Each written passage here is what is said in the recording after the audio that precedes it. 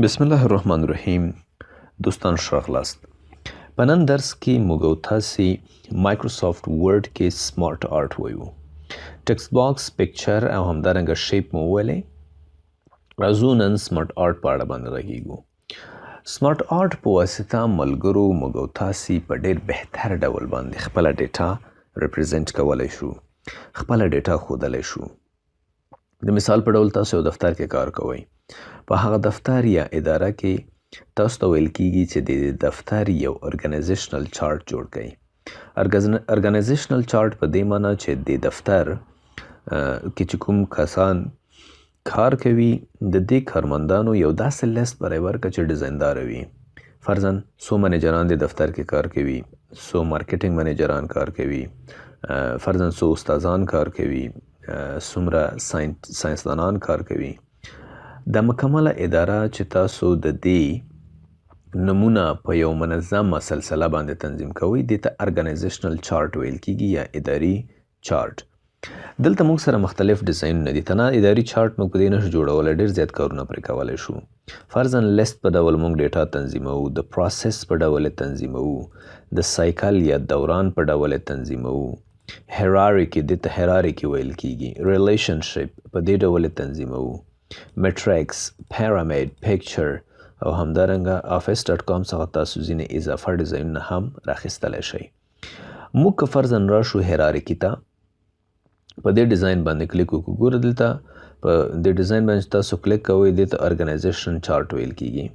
په دې شکل دلته د دې ډیزاین موجود دی. داسې ډیزاین پکې اخلئ، کوم رقم چې تاسو اخلئ د وروسته هم بدلولی شئ، خو موږ راځو دا یو ډیزاین اخلو، اوکې کوو یې. زموږ او ستاسې سمارټ آرټ دلته څنګه شو، انزرټ شو. د ټکسټ چې لیکلی دې ساحه کې موږ مستقیم لیکل کولی شو. د مثال په ډول موږ او تاسې دلته لیکو افغان استاد.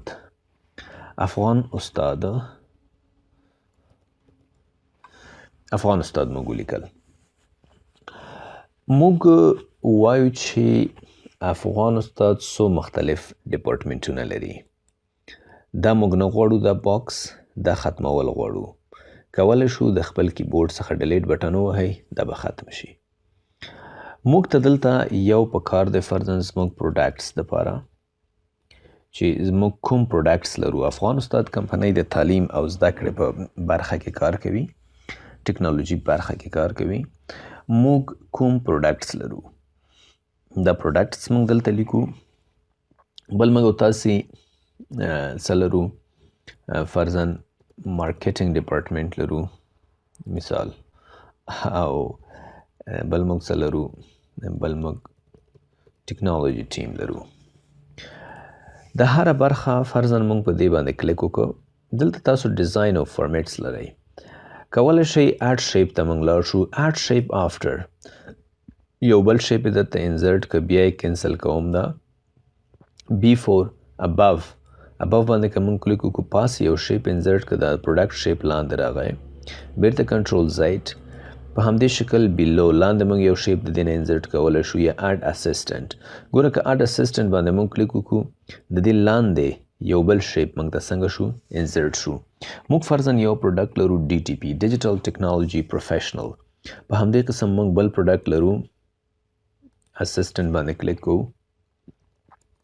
ای یو اپ افغان استاد لرنینګ اپلیکیشن، یا دلته موږ لیکو چې لرنینګ اپ، دا موږ لرو. او همدارنګه موږ بیا دلته راځو اډ اسسټنټ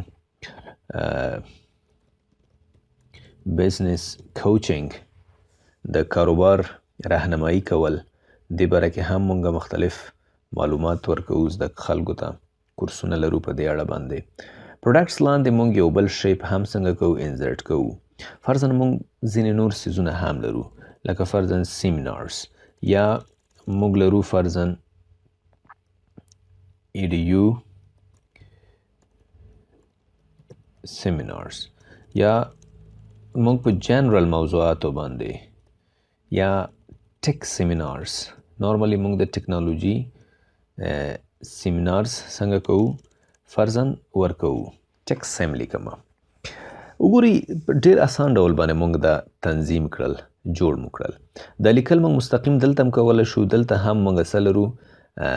اټ پین لرو، ټکسټ پین لرو. دلته هم موږ لیکل کولی شو. فرضاً هره برخه کې تاسو کلیک ور باندې کوئ، دلته هغه څنګه کیږي؟ انتخابیږي. بیرته دا بندوو. صحیح ده؟ پروموټ او ډیموټ. ګوري د ډي ټي پي باندې زه کلیک کوم، که زه پروموټ کما دا پاس ولاړله، او که زه بیرته د ډیموټ کما لاندې به راشي. داسې که زه پروډکټ باندې کلیک وکړم، پروموټ یې کما، پاس ولاړ، د افغان استاد سره یو ځای شو. که چیرته بیرته زه ډیموټ باندې کلیک وکړم، دا به بیرته څنګه کیږي؟ لاندې به راځي. په دې شکل باندې موږ تاسې خپل پروډکټس څنګه کولی شو؟ پروموټ کولی شو، او همدارنګه ډیموټ کولی شو، او موږ تاسې خپل د ارګنایزیشن چارټ خپل حالت ته راوستلی شو. که موږ د ارګنایزیشن چارټ باندې کلیک وکړو، رایټ ټو لیفټ، یا دلته زه په دې پروډکټ باندې کلیک وکړم، رایټ ټو لیفټ، د پروډکټ لاندې چې کومه ډیټا ده هغه یې ټوله ښي طرف ته ویوړه، یعنې مکمل ارګنایزیشن چارټ یې ښي طرف ویوړو. بیرته په دې باندې کلیک کوو، خپل نارمل حالت ته راوړو. موو ډاون، دا به لاندې یوسي، او بیرته که موو اپ باندې کلیک وکړو، پاس به یوسو. پروموټ او ډیموټ په منځ کې ګوره فرق زده کوي. پروډکټ باندې زه کلیک کوم، زه غواړم چې د افغان استاد د عمومي کوم ارګنایزیشن نوم چې دی د دې سره یو شی شي، پروموټ کوم یې، ګوره دې سره یو ځای شو. بیرته ډیموټ کوو، لاندې راولو. د دې مطلب ګوره دا دی. سمه ده؟ په دې شکل باندې دا څنګه کولی شو؟ موږ تنظیم کولی شو او جوړولی شو. دلته موږ ځینې لی آوټس لرو. فرض که موږ غواړو چې خپل ډیټا باندې دا لی آوټ اپلای کړو، تاسو وګورئ په دې شکل باندې تنظیم شو. دا شکل هم یو بهتر شکل دی. د دې ځای نه موږ دا انتخابوو. کلرز ورته چینج کولی شو. کوم قسم کلرز تاسو په دې غواړئ؟ داسې کلرز غواړو. په همدې شکل دلته ځینې سټایلونه هم څنګه دي؟ موجود دي، چې دې سټایلونو څخه موږ هم څنګه کولی شو؟ استفاده کولی شو، ګټه اخیستلی شو. ګوره ځینې سټایلونه په دې کې ډېر بهتر دي، چې هغه طبیعي خبره ده، ښه هم ښکارېږي. فارمیټس ته که موږ راشو، په فارمیټ کې که په دې شیپ باندې زه کلیک وکړم، دې شیپ باندې، د دې شیپ زه کولی شم د دې ځای نه څنګه کړم؟ تغییر یې کړم. فرض که زه دلته راځم، ورته وایم دا شیپ په دې ډول باندې کړه، بل تغییر راولئ پکې. بیرته کنټرول زایډ وهو، لارج کولی هم شئ دې ځای نه، او سمال کولی یا کوچنی کولی هم شئ. دې ځای کې خو ټول سټایلونه دي، لکه شیپ کې چې نارمل موږ تاسې وایو، هغه سټایلونه تاسو ټول د دې ځای نه څنګه کولی شئ؟ اپلای کولی شئ. فرضاً همدې شیپ باندې تا کلیک کړی دی، دې شیپ باندې داسې سټایل ورته څنګه کړه؟ تغییر یې کړه. بیرته کنټرول زایډ وهو چې نارمل حالت ته راشي. د شیپ په داخل کې دا رنګ ستا نه دی خوښ، دا رنګ یې کړه، تغییر وشي. ورته آوټلاین باندې کار کوي، افیکټس باندې کار کوي. ورډ آرټس یا ورډ آرټ سټایلز، په دې لیکنه کې د داخل کې چې کومه لیکنه ده د دې سټایل دا څنګه شو؟ تغییر شو. دا لیکنه ته داسې انتخابولی شئ، هوم ته راشه، لږې غټولی هم شئ. صحیح ده؟ دلته هم ځینې مختلف سیټینګز دي، هغه موږ تاسې ټول په ټکسټ باکس کې هم ویلي دي، په شیپ کې مو هم ویلي دي، پکچر کې مو هم بار بار څنګه کړي دي؟ تشریح کړي دي. نو داسې ډول باندې موږ یو ارګنایزیشنل چارټ څنګه که تنظیم وکړو. که دا ډیزاین زموږ نه وي خوښ، بیرته ریسیټ ګرافیک باندې کلیک کوو، دلته راځو، دې سټایل باندې کلیک کوو، دا موږ راولو. ځینې نور سمارټ آرټ څخه موږ هم استفاده کوو، لکه فرضاً اکثره وخت د سایکل، که په دې موږ کلیک وکړو، دلته یو سایکل ډیزاین انتخاب کړو. فرض که دا یو تاسو وګورئ، اکثره وخت مثال موږ هم دا ډېر زیات ورکوو. باران که موږ تاسې وګورو، باران څنګه یو قاعده لري. ګوره کله چې باران وشي، باران دا اوبه کوم ځای ته ځي؟ سیندونو ته ځي، سیندونه، سیندونو ته ولاړ شي.